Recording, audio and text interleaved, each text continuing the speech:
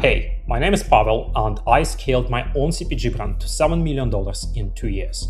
And before that, I spent 6 years in the AI space and generated over $26 million with AI solutions. In this video, we will discuss how this brand did $120 million in 11 months with a single product. And if you ask people online how exactly they did it, everyone will tell you the same thing. They got David Beckham, he is famous, that's why it actually worked for them. And that's the explanation everyone goes with. And I think this one is completely wrong, or at least it's missing the actual point, because a lot of celebrity brands actually launch big and eventually die and don't achieve that level of success. So that's not really the main reason. And the actual reason is the system they managed to build behind their brand. And today we will cover that exact system, starting from their product, their positioning, their creative strategy, the AI systems they use, and finally, the playbook anyone in supplements, health, wellness can start applying today. So let's get into it. So let's discuss how exactly IM8 actually made over $120 million on the single year from a single product. And what we will cover today first is product positioning. So how exactly they actually managed to differentiate themselves, how exactly they actually differentiated in the consumer mind against AG1, and how they actually approached solving this problem in a completely different way. Second, we will focus on the creative strategy. So we will discuss different personas they are targeting, and it also will be useful for supplements and health brands to understand what different personas you actually can target. Then we will focus on the creative volume. So we'll discuss at which volume they're actually running their creative machine right now, and what you also can apply for your ecom brand. Then we will discuss specific AI systems and how they actually approach AI creatives, and how the founder actually thinks about building AI first and AI native company. And the final one, based on all of that, we will discuss the specific playbook any health, supplements, wellness, or beauty brand can start applying today across positioning, creative strategy, creative volume, AI, and systems. So that being said, let's start with the product positioning. So before we even start talking about market sophistication, differentiation in the market, it's super important to understand what problem you're actually solving. So for IM8, what they did, and David Beckham actually experienced this problem himself, instead of taking 12 to 15 different supplements that are actually not scientifically proven, they came up with a product that combined all of the supplements into a single product and actually backed it by science. They conducted a lot of scientific trials to actually prove that the product works. And that's where the co-founder of David Beckham actually was extremely helpful, who previously spent multiple years in this space building CPG companies. Now let's actually jump to the positioning itself. I think almost any supplements and health brand actually can learn a lot from this, just to understand how IM8 actually played the game. So they already entered super competitive market where AG1 and other players already took significant market share. And what IM8 actually did, they, instead of just copying what everybody else is doing and just looking like everybody else in the market, they decided to go in a completely opposite direction and really differentiate themselves. And that differentiation actually goes across the tone they're using, across the colors they're using, across the form of the product they're using, across the audience feeling, the strategy, and the messaging. And this one is super important. Also, another one, which is that positioning actually was applied during the entire customer journey, starting from the ad itself, following the homepage copy, after that, the email flows and the packaging itself once the person actually interacts with the product. So everything from the very beginning till the very end actually was aligned in terms of the positioning, in terms of the red color they're actually using. And the most, I would say, applicable thing for health supplements and wellness brands will be market sophistication. So before entering any market, at least again, that's what we are doing. Once we start helping any brand to actually scale to $1 million per month. We try to understand what is the current market sophistication. And basically, there are 5 different stages. So the first one is the fresh market. So you're basically being the first one in the market. Most ecom brands actually enter the markets at stage 3, 4, or 5. These are like the most common ones.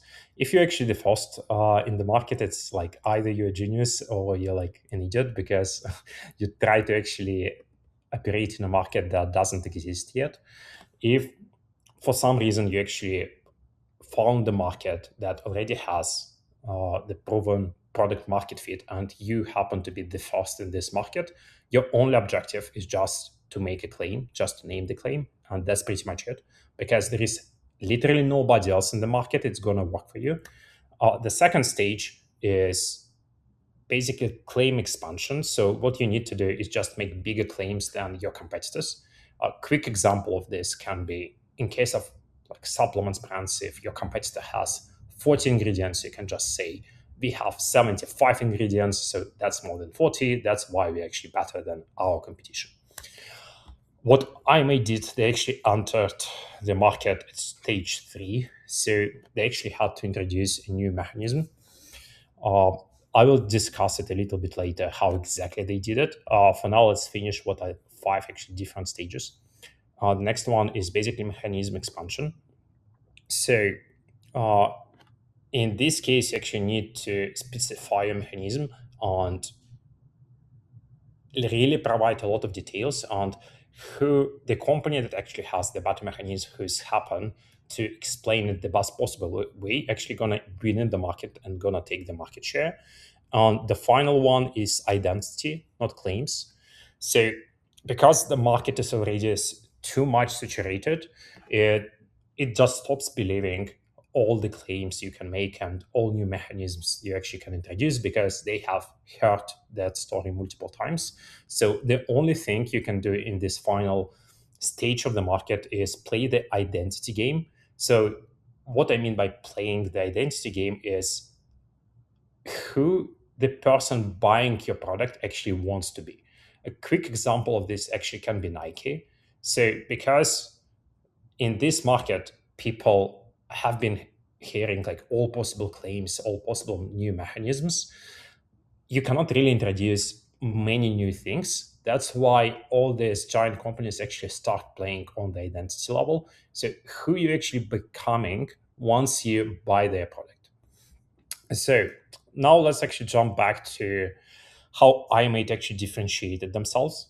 And again, this one is super important, because if you cannot differentiate your brand in consumers' mind, and if you just start copying what other players, what your competitors are already doing, you always will be the second in the consumer's mind. So if a consumer is thinking about a category and subcategory of your market, and they are not thinking about your brand, it simply means you don't have a positioning. So ideal situation for your brand actually to find this sub niche, really specific sub niche, really specific problem, and really specific ICP you actually can help. So when that ICP actually starts thinking about this problem or about this mechanism, they actually start thinking about your brand. So that's what we are trying to do with the positioning. What IMA did, they took a look at what AG1 was doing. Their positioning pretty much was we are clean daily greens, but nobody actually owned clinically dosed, athlete grade, and science-backed products. So they actually decided to take this positioning. And again, they actually played it extremely well. They really differentiated extremely well across against their competitors. So now let's focus a little bit on the creative strategy. This one is also super important, and what a lot of health supplements and wellness brands actually can take from IM8 as well. So most brands I chat with, they maybe have like one, maybe have two, maybe have like multiple avatars, but they're not really understanding that in case they actually spend a lot of time trying to understand all different sub avatars you actually can sell your product to, this is extremely high leverage activity because specifically with Andromeda update that we covered in the first video. So what IM8 actually did, they broke down all different personas, macro personas and micro personas. We will cover that in a separate video, what's like the separation between those. But for now, let's keep to macro personas. So they just introduced a lot of different personas they actually can target with this product. And the reason it's important because all these personas actually going to have different motivations why they actually buy the product. They're going to have different objections. They're going to have different desires. That's why it's super critical to really understand each persona, to collect as much information as possible, and after that actually come up with angles, which we also covered in the first video.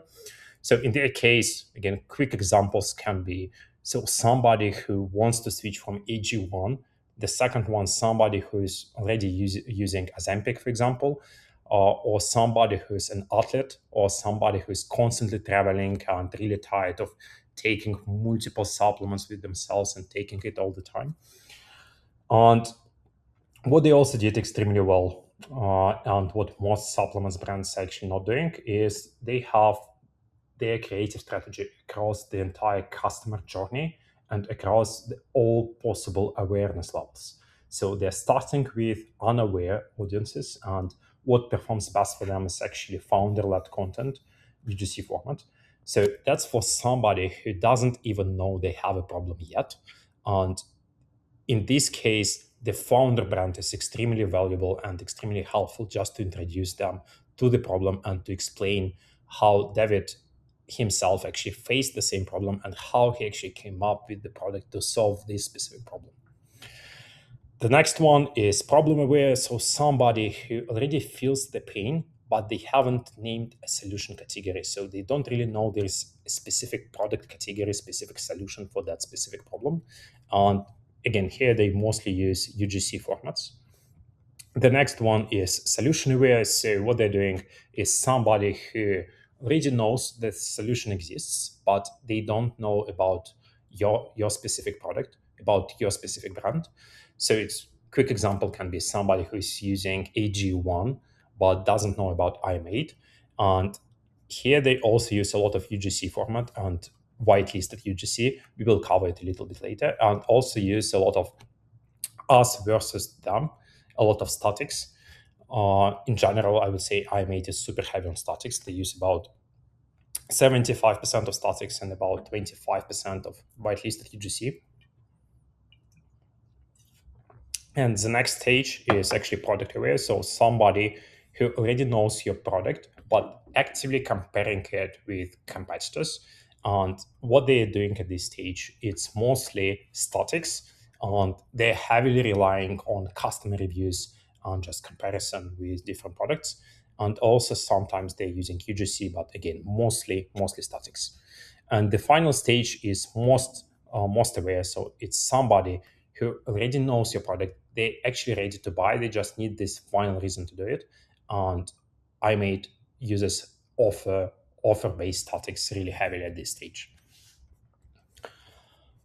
And the final one, or the next one, is Creative Machine. This one is super interesting because if you take a look at what most D2C brands are doing, they're running maybe like 5 to 10 ad tests a week. What IM8 is doing, they're actually running hundreds of tests, and they started with 50. I think like if you take a look at like 5 million, maybe like even $10 million brands, they're not starting with 50, they're running like 50 ads like right now. That's like kind of their maximum. That was the bare minimum for IM8 to start with. And over time, they actually scaled to 1,400 active ads.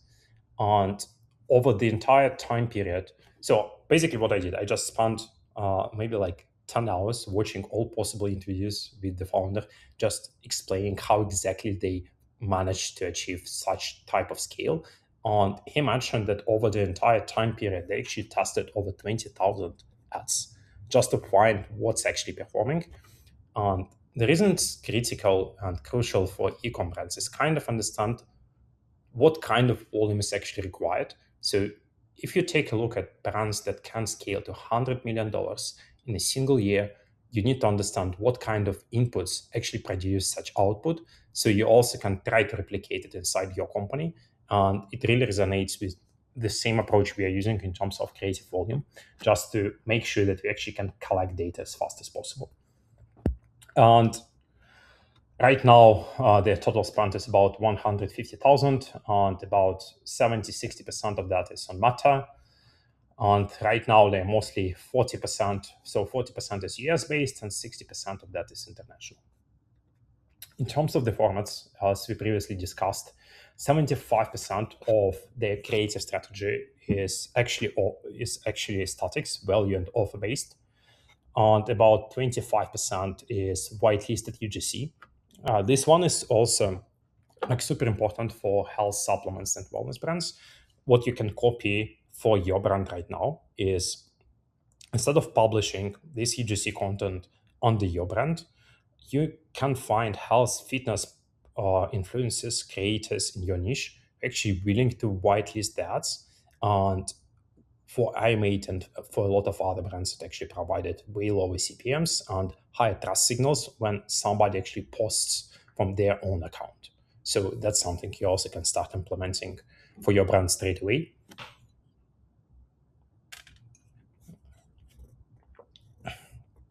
And when I actually was studying all of this, a question I had uh, when I was studying the ad library, why they're actually going so heavy on statics. And it kind of resonates with what we discussed in the first video as well, because right now, specifically with AI, you can iterate extremely fast. Like we personally create about 1,000 static ads daily for our clients just with AI, with completely automated process where we can pass the data, we can pass what people are saying about your company on Reddit, we can pass the data from Meta ad library, we can pass the data from Amazon, we can pass the data from your reviews. We also can pass the data about what's happening in your market, what your competitors are running right now, what are the best performing formats, and just copy what's already working, applying the data from your customers, and based on actually producing winning ads. And because you actually can do it extremely fast, you can collect, and that kind of resonates with this one. So more data you can collect, higher hit rate you're actually going to have, higher hit rate you're going to have, more wins you're going to have, more budget to test, you can run even bigger volume. So that's kind of like a compounding loop. And they kind of used the same approach. They tested a lot of different angles using statics first. Once they actually had a validated angle, they doubled down on more expensive formats like whitelisted UGC and so on, but they used statics just to find these winning angles. Now, actually, let's focus on AI and systems they're running. And for me, this one is super interesting because, just quick note about my own background. So before actually building my own CPG brand to $7 million, I actually spent 6 years in the AI space, and I had the chance to work with over 50 companies. And like specifically right now, a lot of people like are super confused and don't really understand what are the highest leverage AI applications and how they actually can apply it the most effectively inside their company. And when studying how IM8 actually approaches it, I really liked their approach and how they actually think about it. So in terms of their adoption level, first of all, obviously they're using AI assisted production because they were able to test 20,000 creatives and actually have about 1,400 creatives running. Second, what they're doing on the requirement the founder actually has. They have about 40 people right now. The requirement the founder has is everybody in the company has to be AI native. Otherwise, they're just not going to hire that person. And I think as the time goes, in late in 2026, at the beginning of 2027, kind of the same starts happening across the entire e-commerce, because right now, a person who is actually AI native, who actually understands how you can use cloud code, how you can combine multiple AI agents, how you actually can build AI operating systems. So you literally can outcompete somebody who has 10 times more employees just because they actually understand how the technology works. So this one was super interesting for me just because I kind of have like the same philosophy about hiring the employees. And now let's focus a little bit more about AI-enabled production and how exactly they did it. So the pretty interesting case here, we will not, let's say, cover much about AI-generated statics. I think we'll have like a separate video that's gonna cover how exactly you can use AI to produce winning statics at scale. What I would like to cover is actually a pretty interesting case. Back in September 2024, they launched AI-generated video, and they spent probably like $25,000, and this video actually performed extremely well. It went viral, and they were like super transparent about that video being AI. And because of the perfect timing, because of the transparency about AI, and because of actually generating the video with a creator, with a celebrity, it went extremely viral. And right now, it was just for clarity, it was back in 2024, and it was one of the most viewed social ads of 2025. Right now, they spent like 20, they spent $25,000 on this one. Right now, if you actually understand how to use AI video generation, if you actually know how to hire AI video editors, you literally can generate the same videos for like fraction of cost, maybe like $50, even like less. It really depends on the duration of the video. It really depends on the quality of the video. If you're talking about AI animation ads, it's actually going to be even cheaper, but just something you can copy from IM8 for your own brand. So for the creative flywheel, we're not really going to cover it. Like, you can check the first video if you want about this one. Now let's jump to the most interesting part, which is the playbook and what your brand actually can take based on studying IM8. So we will start with positioning. So we'll just discuss multiple steps and specific instructions you can apply for yourself. So the first one, before even deciding on the positioning, you need to map your competitive landscape. So you need to answer multiple questions. So the first one, what category are you actually in? What your customers already use? What does and doesn't the market leader stand for? So once you understand all of this, you actually can position yourself against the market leader, what IM8 actually did. And to understand what positions are already taken, again, so you understand how you actually can position yourself. The next one is actually get into the details. This one is super important because, again, as we discussed, it's way more important to actually be a new player and to create a new category, or and to be different in your consumer's mind. Because if you try to play the second in that specific category, you're obviously going to lose, because you will not really have that authority in the market. Your customers constantly going to be thinking about yourself as the second player. That's why it's super important to either create a new subcategory or to find an obvious hole. So again, path A is actually answering the question, can you create a new subcategory for your product? The next one is, can you find the obvious hole? So an example for IM8 can be, so what are brands in your category unwilling to say? IM8 was super actively using green doesn't mean more effective. And the angle they're using is the fact that all their competitors actually didn't have scientific proof that all their supplements are actually healthy and actually effective and actually good for you. And they were playing against that once they actually found this hole in the competition. And second one, what inverse position can you take? So mass market versus elite. So if you take a look at AG1, they obviously positioned their product for mass market. IM8 actually used David Beckham as an authority and positioned it in an elite way. Next one is trendy versus clinical, and the product form as well. The next one, what can you call out that others want? So this one kind of resonates with the first one that we discussed. And the last one, what is the obvious but unspoken problem nobody names? For IM8, it was the product itself. So they actually decided, instead of taking 12 to 15 different supplements daily with no proof, you can just take one supplement that's going to replace all of this. And it's going to be scientifically proven. It's going to have clinical studies. So you actually can be confident once you take this product. So quick exercise, yeah, for your brand. If you want to do it, you can just upload it to ChatGPT, upload the context about your brand, and kind of understand how you actually can be positioned differently in your market. So who do you compete against? What do you compete against?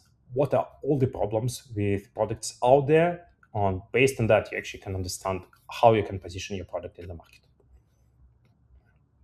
So the last step is making it super concrete. So defining your strategic enemy, defining what you'll say no to. So again, in their case, it can be the product format itself, and actually making it visually different. It also extremely helped them because the way human brain actually works, if we are visual first, and after that, all the context like or sound and the text second. So if you can just position your product and just make it visually different, it's going to be the highest leverage opportunity for your brand, just to really differentiate. The next one is creative strategy. So again, highest leverage application for you is just to sit down and brainstorm as many possible sub-avatars as possible, and really understanding what are different macro personas and micro personas we can target with our product. After that, and we actually described the specific way how you can do it in the first video. So if you want to check it, you can check it. And the next one, really understand how you can map your creative strategy across different awareness levels. For example, when we just start creating new ads, we really specific, we just specify the awareness level at which the persona is actually located right now. So we understand what is the most efficient way to communicate with them, what kind of objections they might have. So if your brand currently doesn't use it, that's like the first step you actually can implement, and at least understand where you're focusing your creative strategy efforts right now. For most brands, it's actually going to be most aware, which is like good. But if you actually face the bottleneck and you find it difficult for your brand to scale, one of the common reasons actually can be just because you're not targeting other awareness levels. And the next one is creative machine. So this one is super common, and I would say one of the biggest not even mistakes, like one of the biggest opportunities for e-commerce brands, specifically in health supplements and wellness. So most of them are actually running maybe like 20 to 50 active ads, which is right now, specifically with what AI actually made possible, is super slow. Scaling DTC brand actually gonna run 200 to 400 active ads. Again, somebody who actually sees the value and understands how to use AI and how to actually test it at scale. IM8 actually was doing 1,400,000, as we discussed. And what it allows them to do is just to test 10 times, 20 times, 100 times faster than anybody else in the market, because each creative is basically a simple question. Does this angle actually work? And if you can collect such type of data and you can test 100 times more personas, you can test 100 times more angles, just because of the mass, you're actually going to grow like 100 times faster than any of your competitors, just because you actually have more data about what's working in your market right now. And the specific approach you can use in terms of the formats is start with statics. Once you actually found a winning angle, then start scaling it. We discussed in the previous video as well how we approach scaling ourselves. We start with vertical scaling, so it's just changing the hooks, changing call to actions. After that, we do horizontal scaling, which is the same angle, but new ads across different messaging, across different visual formats. And the final one is we just use new formats like UGC, AI animation ads, and so on. And the final one is AI systems. So what your ecom brand actually can start implementing right now. There are multiple stages, obviously, of being AI enabled, but I think if you actually want to start using AI right now, like the highest leverage application is just AI enabled creative production. And the simplest one is just starting with AI statics. And we will share again a separate video how you actually can use AI right now to generate 1,000 statics per day for your own brand based on what's already working in your market. After that, once you actually understand how to produce AI statics, you can start producing AI UGCs. They also perform extremely well. Then you can start producing AI animation ads. Once you implemented AI-enabled creative production, you can jump to AI-enabled creative intelligence. So that's basically building a system that can collect the data about what's already working, what's already performing in your market, like mining data from Twitter, mining data from Reddit, mining data from your customer reviews, and at the same time analyzing all different formats, analyzing all different static templates that are already performing in your market that your competitors and players in other categories. So, for example, in case you're in health, the system of AI-enabled creative intelligence can check what's working right now in beauty, skincare, what kind of new static templates, what kind of formats, what kind of AI UGCs are performing the best for that category, can find that format and after that implement it for your brand. And the last one, the last step, once you actually implemented AI-enabled creative production and you implemented AI-enabled creative intelligence, is becoming an AI native company. So this one, you kind of have to rethink completely how your company operates and actually start building AI operating system that has the data from all the customer departments. And I actually had a conversation about 1 month ago with 7 and 8 figure e-commerce brands. So it was a chat of like 50 people maybe. And we just discussed how each brand uses AI inside their company right now. And what was super interesting, out of these 50 people, maybe like maybe like 10 or 20 people actually kind of try to use AI enabled production. Out of this 20 people, maybe like 2 or 5 people actually succeeded with this. And only one person out of the 50 actually started to approaching this AI native level. What I mean by being AI native, again, it's rethinking all functions inside the company in terms of actually building AI agents that will provide all the data and get all the data from the central AI operating system where you can store all your company data. And also, after that, hiring the people who are actually thinking AI first way, hiring AI native people who actually understand how to use AI, how to build agents, how to actually combine, how to build systems out of multiple agents. But again, this one, at least based on my knowledge, is less than maybe like 1%, maybe like 0.1% of ecom companies right now, which is why like I'm super interested specifically in like AI native ecom companies. But yeah, that's pretty much it. Yep, I think that's it. So that was the system behind their success, and it is the kind of system that we help e-com brands doing over $100,000 per month to implement, so they finally can scale to $1 million per month and beyond, starting from creative intelligence and really understanding what's already working in your market. So you stop just guessing what kind of creatives you need to launch and really analyze and understand what's already performing the best, what your customers are already saying, what kind of desires they have, and what kind of pain points and objections they actually have about buying your product. Continuing with creative production. So you finally can produce enough creative volume so you can scale and matter, and finalizing with actually uniting all of this into the entire creative system that compounds over time, and each new task actually improves the quality of the system. So if it sounds interesting, we have a link below so you can book a call with me or somebody on my team, and we will discuss what you're doing right now, what you will do in your situation, and tell you if we actually can help you. So chat soon.